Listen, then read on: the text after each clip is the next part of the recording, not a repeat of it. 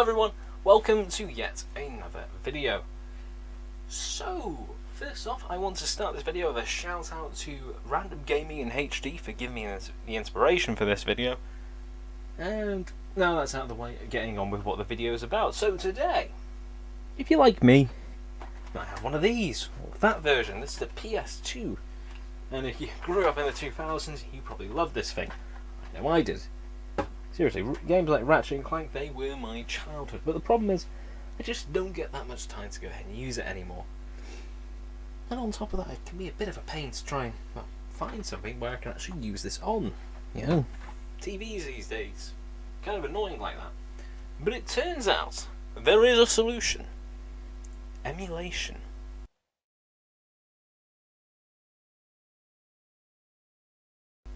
Now, PS2 emulation, it's probably been around for absolute decades. I haven't looked into it until, well, like I said, until I saw the video from Random Gaming in HD. And, well, trying it out, it's cool! Like, I know I'm probably going to get a bit too excited with this video, because I really enjoy it. But, essentially, all that you're doing is you take something like a disk drive or whatever. In my case, it was robbed from the Dell Optiplex that I've been working on for the past few weeks. Go ahead, plug that into that. You go ahead and a file like ImageBurner, I think it's called, whatever. It's a program that basically go ahead and creates an ISO file from an actual disk image. Yeah, it's called a disk image, an ISO. So, it just converts it into one for you. 2, you get an emulation program. Now, in my case, that was PCS X2, I believe it's called. I will double check, and you'll probably see later on anyway. It'll definitely be that. And then the third thing that you'll need is the ROM off of one of these. Now, you can actually do it yourself and go ahead and plug in either a USB or something into here that'll grab it for you, or you can scour the internet like I did because I didn't want to mess around with this too much. Find a couple of ROMs that actually work, plug that in, and you're off to the races. Almost. Bit of a caveat, despite the fact that this is, well, when does this one come out? Let's see. Yeah, copyright 1990. Yeah, basically a 20-year-old console. Despite the fact that it's 20-year-old, the way that the emulation works is it actually emulates the chips themselves. Not running these like this, as in creating a digital, from what I can tell, a digital program that emulates every last function of the PS2's Emulation engine. And, well, as a result, it can be actually surprisingly intensive on your PC. Like, even this one over here, despite the fact that it's running a pretty nice i5 quad-core running at some 3.9 GHz, it can still run into issues. Even on that, it still has a habit of getting a couple of dropped frames here and there, especially when there's a lot going on screen. But something like this, or even a newer and better PC, I'm pretty sure a Ryzen 5 2600 would be perfect for this kind of thing, mixed with a fairly decent video card. Generally speaking, you probably want something about 4 GB or more, because generally in that range they're going to have the graphical horsepower required to go ahead and push this properly. And after you've done that, well, you have some fun. So let's go ahead and jump over onto the desktop. We'll go ahead and start playing those games. Okay, and we are in the desktop now. This is the program that we're going to be using. It's called PCS X2. I've already got everything set up ready for us. Just go ahead and double check the settings here. Yeah, that's fine. Yes, as I've noticed, it has a little bit of a habit of messing with the settings occasionally. Anyway, so what we're going to do is we're going to go for CD boot fast in a second. Okay, ISO selector, just go ahead and, yep. So that ISO, that's us picking what kind of game we want to play, and yeah, let's go for full. Go for the full experience, Sony Computer Entertainment. As you can see, it is running, you know, like a PS2. It's kind of cool. This is the reason I wanted to go ahead and show this off. So the first game that we're going to be trying out is Ratchet and Clank. Yes, that is 18 years old now. Jesus, I've been playing that for ages. Also, for this segment, well, pretty much until we're back in, I guess you could call it the studio, not going to have any audio just in case of copyright. Like, don't get me wrong, I absolutely love this game as well as everything else, but I am still mindful that copyright can happen. But as you can see, we're in-game, things are looking pretty damn nice. And as you can probably tell, it's looking pretty damn sharp as well. Well, that's because the internal resolution on my main rig, at least, is set to run at 8K, hence the reason why it is so incredibly crisp. As you can see, everything right down to the little... whatever the hell those... seriously, what are those things? I never figured it out as a kid. Whatever the hell they are as crisp as they can possibly be. Do you know, I kind of liken this whole PS2 emulation thing too. It's sort of a bit like, what you call it, nostalgia vision. It's, yeah, that sort of rosy-eyed nostalgia. Except in this, it's actually rosy-eyed nostalgia, and it's accurate, you know. It is how you imagine it looking back in the day. Yeah, it still doesn't look quite perfect, but it looks so much better than it ever actually did.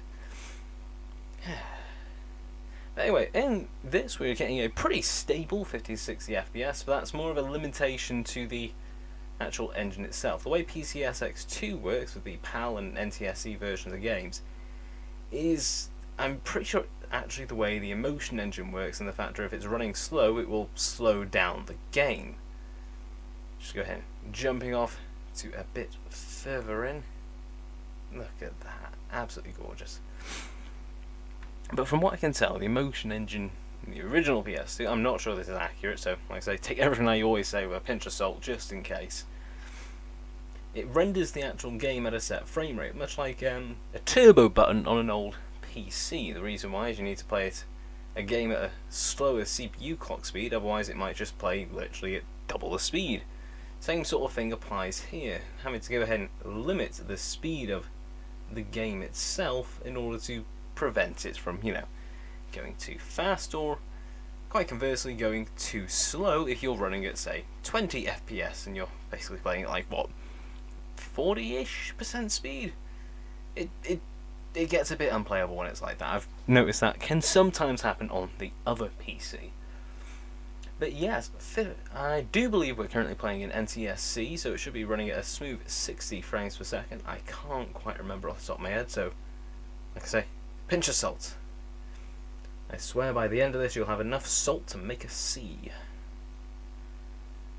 Yeah, look at this, just how vivid the colours all of a sudden are, you know, especially because it's running on a 4K display. You know, it's got the ability to actually use all, you know, of that graphical horsepower for a change, rather than being limited to, well, the original PS2.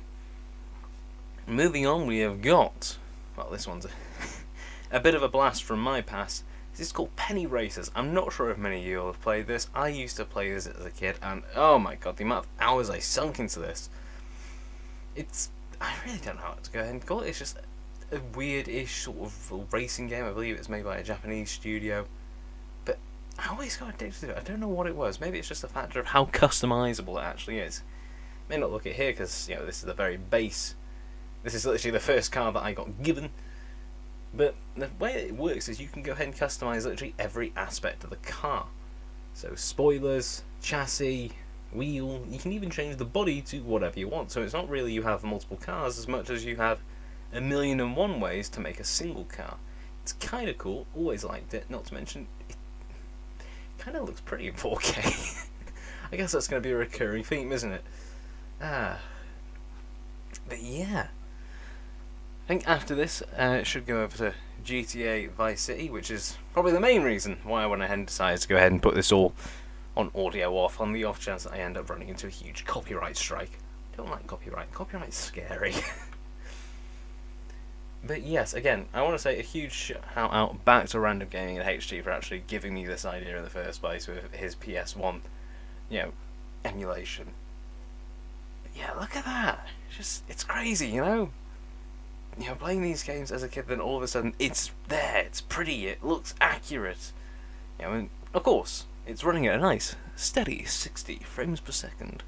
I mean, it'd be nice if you could have higher than 60 frames per second, but I have a feeling that the game's engine just wouldn't allow for it. Moving on to GTA Vice City, look at that.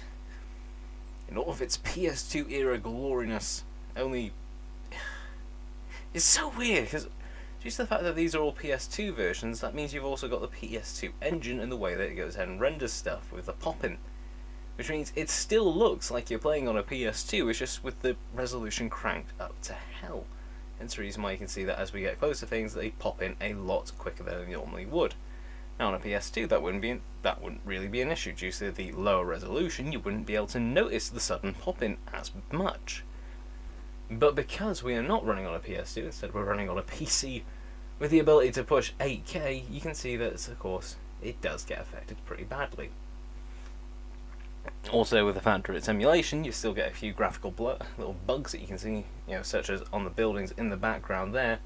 Things look a little bit funky, kind of to be expected though, because nothing ever works perfectly when you're trying to emulate, unless you've been working on it for absolute years.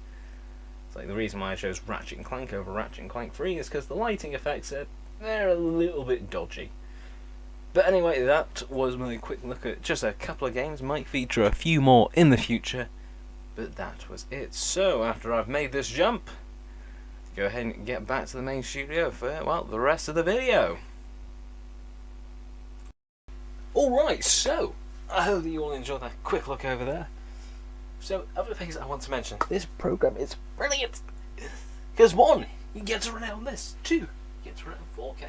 But here's the cooler bit. You can set it to go ahead and run an internal resolution of whatever. So whilst you might set it to run at 4K, you can set the internal resolution to run the same as this, or even, which I like to do, run it at 8K, because you can. Playing Ratchet & Clank in 8K is freaking crazy for me. I love it. It's brilliant. And may have actually got me back into the game. I know. It appears that we all grow old, but we don't grow old. But, yes, anyway. Brilliant thing. If you have a PC that is capable of it, I'm pretty sure the specs are on their website and what you need for PCSX2. Do it. If you have a disk drive as well, do it. I recommend it. It's brilliant fun. Not sure how it works out with copyright and that lot. I'm assuming as long as you don't spread it, you'll be fine, because it is a license to the game that you're buying after all, I guess. You should be fine. Legally speaking, you're better off actually getting the ROM directly from this, because I do believe that's the way that Sony prefers. Not too sure. It's a bit wishy-washy with it. Thing I say, just don't distribute and you're probably fine. Probably. But, all disclaimer out of the way. Hope you all have fun if you try this out at home. And if you don't, I hope that you all enjoyed this video and look forward to the potential of seeing Ratchet & Clank on the channel at some point, because I can guarantee it now. Seriously, getting back into it, I've missed it, and now I can actually record it as well. I'm going to be getting back into it.